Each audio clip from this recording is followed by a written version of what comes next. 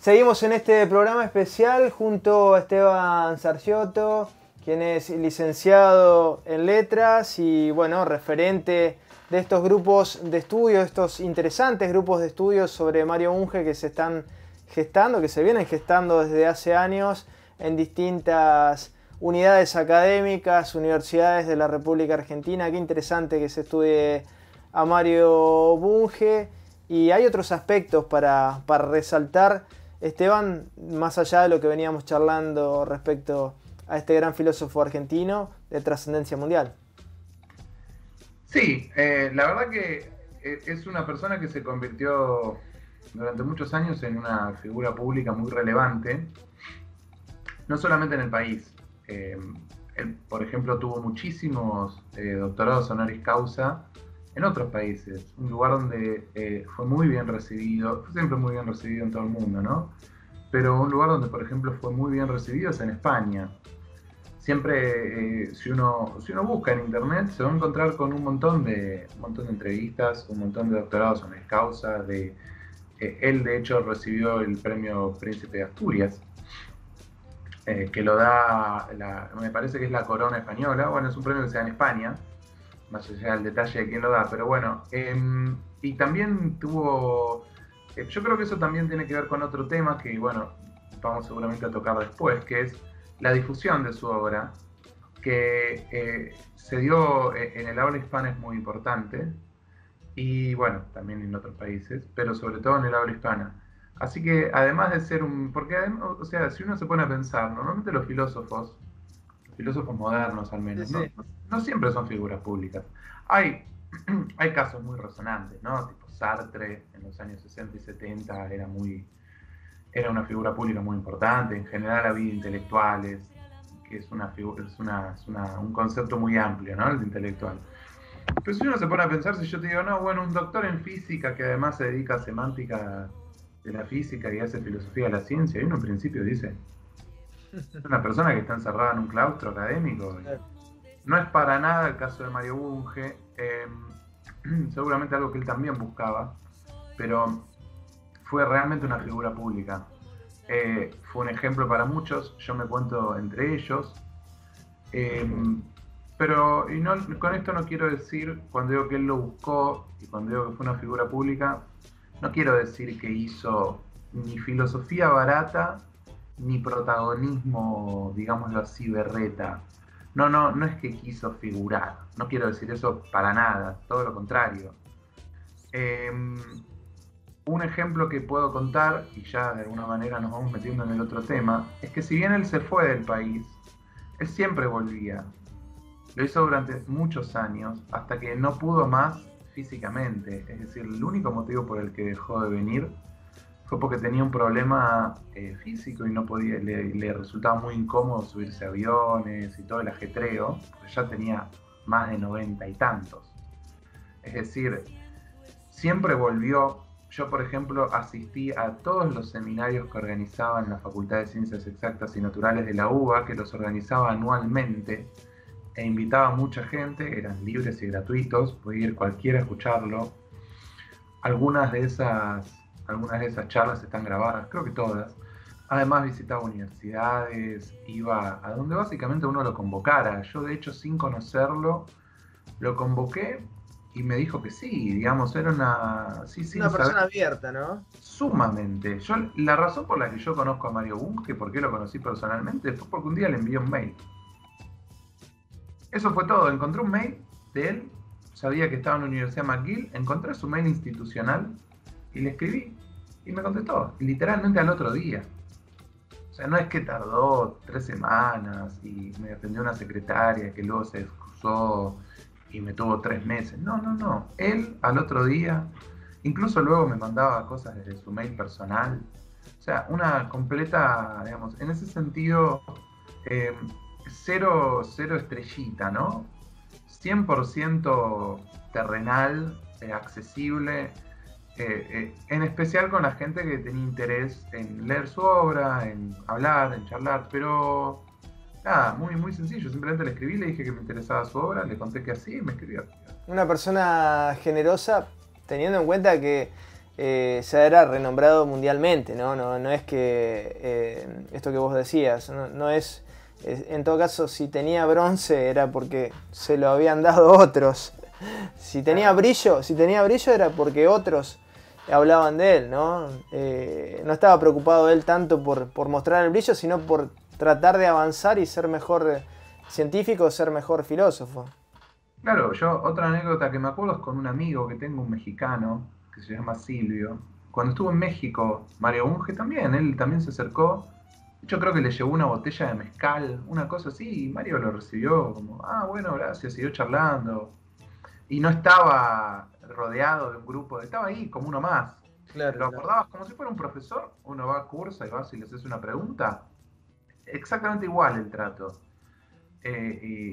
Así que eso por el lado, digamos, de lo personal y como figura, digo, ¿no? Además de que, bueno, él siempre se interesaba en dar entrevistas y demás, aunque eso a veces tenía su lado, si se quiere, no negativo, pero si se quiere medio frívolo, por así decir, en el sentido de que, bueno, luego terminaba atrapado en los titulares, alguna que otra vez tuvo alguna polémica por decir cosas sobre la ciencia argentina que luego se retractó, ¿no? Digo, esas cosas que suelen pasar en los medios, a veces el amarillismo y demás, pero lo que quiero decir es que él se encargó en ser una figura pública que diera discusiones de fondo en todo sentido. Incluso, no solo en la Argentina, también en Canadá, como yo mencionaba hace un rato atrás en el bloque anterior, que él escribió cartas al presidente del Partido Liberal cuando él estaba en esos años afiliado, digo, pero de esa manera también escribió cartas a presidentes, eh, digamos, en ese sentido, si se quiere, el ideal, no, nada digamos, del intelectual, por así decir, no es una palabra que me guste tanto, pero bueno, quiero decir, esa persona que fomenta el pensamiento, la crítica, ¿no? Ese rol del filósofo, él lo tenía muy aceptado y le interesaba, ¿no? Que ser incisivo. Yo creo que a veces se dice, no, polemista, provocador. Creo que más que polemista y provocador, era una persona incisiva y cuestionadora. Porque el provocador a veces dice simplemente idioteces para figurar. Bunge no era eso. Claro. Interesaba ser incisivo y generar discusión. Después vos le podías decir lo que quisieras. Y mientras no fueras irrespetuoso, él te iba a escuchar. Convengamos que desde el punto de vista de, bueno, de los intelectuales y de lo crítico, ¿no? Como vos mencionabas, es mucho más cómodo pararse en la ola, ¿no? Siempre. En política pasa lo mismo.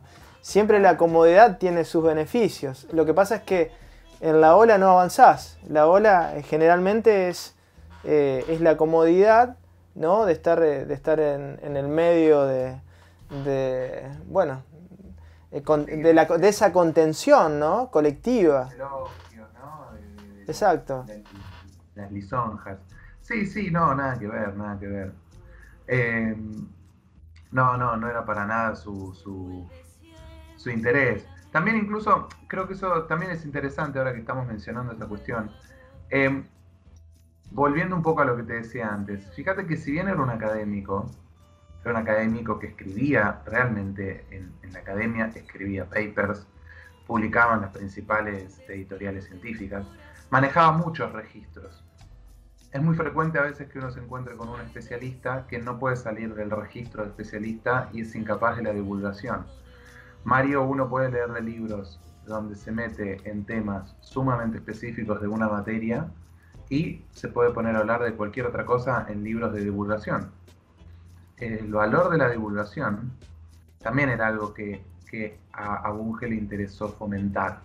Él tiene libros, por ejemplo, hay un libro que se llama Las pseudociencias Vaya Timo, y bueno, habla un poco ahí de algunas cosas sobre cuestiones clásicas que son pseudocientíficas. Tiene un libro que se llama 100 ideas, donde él ordena del 1 al 100 algunas ideas. Son artículos que salían en diarios, como decirte, diarios de tirada masiva. Claro. Es decir, no solamente le interesaba algunas cuestiones de la academia, como decirte, problemas puntuales de la cosmología, problemas particulares de la obra de Einstein o de la mecánica cuántica, que eran temas que a él le interesaban, o por ejemplo algunas charlas en las que habló de determinados fenómenos físicos.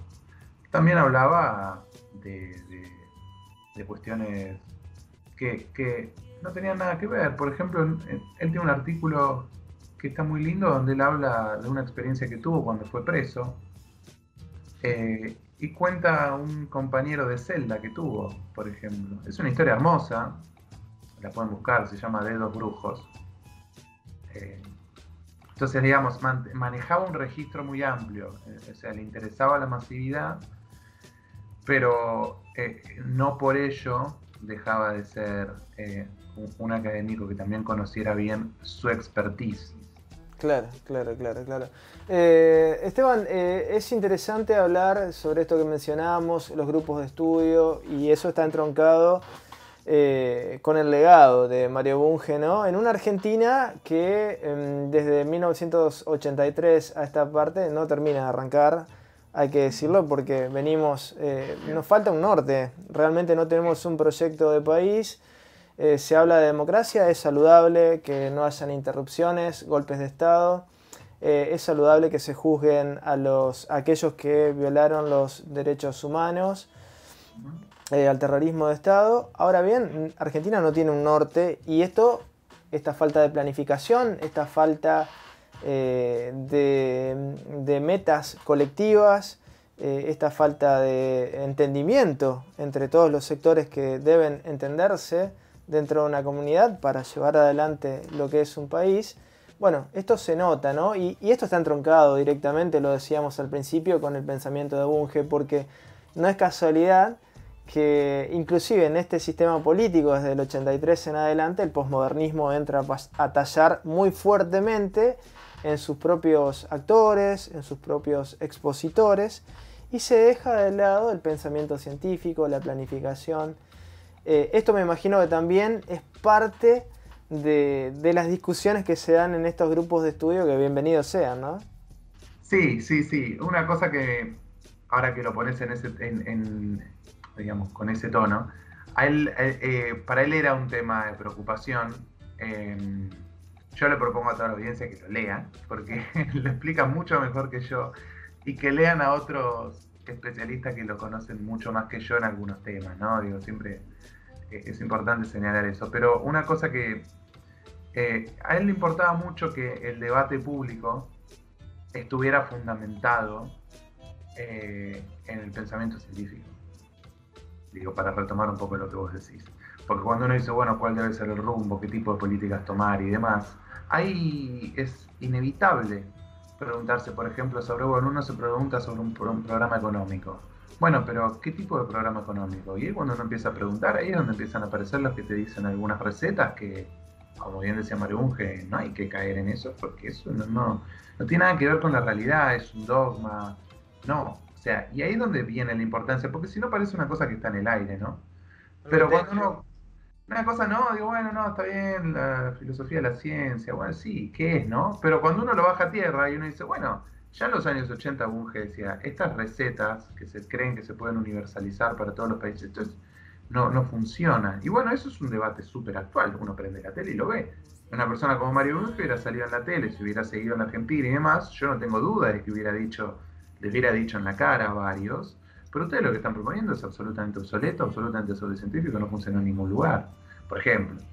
Pero no me quiero desviar de lo que mencionabas, del legado. Para mí eso es una de las cosas más importantes. Quiero citar algunas cositas. Además de estos seminarios que él organizaba de manera periódica en la Facultad de Ciencias Exactas, por ejemplo, no hace mucho, en el año 2015, hubo un primer encuentro latinoamericano de filosofía científica, por ejemplo, que al ser primero va a haber otros, ¿no? Ahora, el fin de semana, va a haber otra conferencia, una conferencia que durará unas jornadas de filosofía en honor a Mario Bunge, que van a durar 3 días, se pueden anotar por internet, y ahí participan un montón de personas, que son todos quienes formamos parte de esto que vos decías, Luis, de quienes formamos parte de lo que se puede llamar grupo Bunge o grupo de lecturas de la obra de Mario Bunge, que no somos solamente argentinos, y no somos solamente personas que estudiamos matemática, como es mi caso. Yo tengo compañeros y colegas, por ejemplo, son psicólogos, Tengo algunos de ellos me he hecho amigo, neurocientíficos, químicos, biólogos.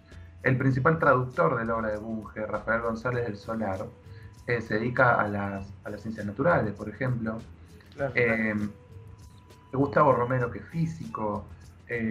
Y además, a lo largo de todo el continente, porque hay mexicanos, brasileños, peruanos, chilenos.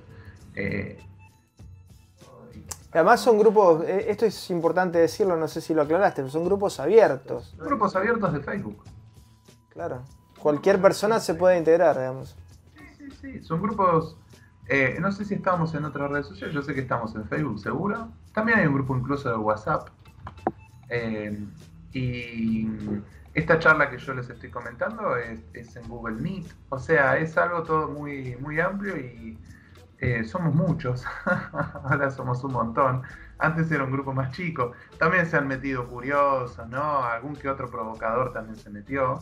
Pero sí. Pero lo que quiero decir es que la obra está viva. Hace muy poquito, muy poco, hace un año antes de que Mario falleciera, por ejemplo, estaba teniendo un debate con Gustavo Romero sobre cuestiones de física. Yo quizás le escribía algo y me contestaba, incluso a veces debatía con su propia obra. Uno le hacía una pregunta sobre una cosa que él escribió en los años 70 y él te decía, no, bueno, yo ahora eso lo reformulé. Es decir, hay un trabajo continuo porque pensemos que él algunas directrices de pensamiento las inició, pero obviamente eso luego existe producción que uno sigue debatiendo y eso al día de hoy existe y se sigue discutiendo y bueno, ahora hay una comunidad muy nutrida de lectores donde no todos pensamos igual y bueno, pero sostenemos que existe un trabajo muy importante que hizo Mario Bunge. Ese es el legado, que además de los libros y de los artículos, es un legado vivo que se da en la actualidad con producción nueva, que probablemente era una de las grandes aspiraciones de Mario, dejar una escuela, ¿no? Enriquecedora, que aborde esos principales problemas que todo el tiempo surgen. Un tema que a él le interesaba mucho era la técnica, él llamaba técnica, que es verdad, es la forma correcta de decirle tecnología. Claro. Tecnología es un anglicismo, la forma de decirlo en español es técnica, ¿no? Él siempre hablaba de ciencia y técnica. Bueno, es un tema de la técnica, le interesaba mucho las transformaciones y las preguntas filosóficas que abre la tecnología, ¿no? Y cómo no interesarse en un país como Argentina, ¿no? Donde está todo por hacerse. Donde está todo por hacerse, a él hacía muchísimo énfasis en la importancia de la educación científica, de financiar más el CONICET, la técnica, todo eso, es un tema que le interesaba un montón. Así que bueno, una de las cosas que a mí siempre me gusta decir es, la obra de Bunge sigue viva, seguimos leyendo, seguimos discutiendo y la propuesta es que lean, ¿no? Que se interesen, que empiecen con lo... Hay un libro que se lo da en el CBC, en el Ciclo Básico Común de la UBA, que es el de ciencia, el de la ciencia, su método y su filosofía, pero hay muchos libros muy accesibles de Mario Bunge, como este que yo decía, 100 ideas, es sumamente accesible. Cápsulas, es un libro donde cuenta prácticamente todas anécdotas, algún que otro problema cuenta también, y es muy fascinante leerlo. Él hace unos años, donó toda su correspondencia. Uno puede leer toda su correspondencia online. Y discutía con los principales matemáticos, los principales filósofos, los principales físicos. Tenía debates frontales. O sea, además de ser una fuente inagotable de conocimiento, es una fuente sumamente accesible de conocimiento. Qué importante. Qué importante esto que marcás, Esteban. La verdad, te agradecemos muchísimo esta posibilidad. Lo conociste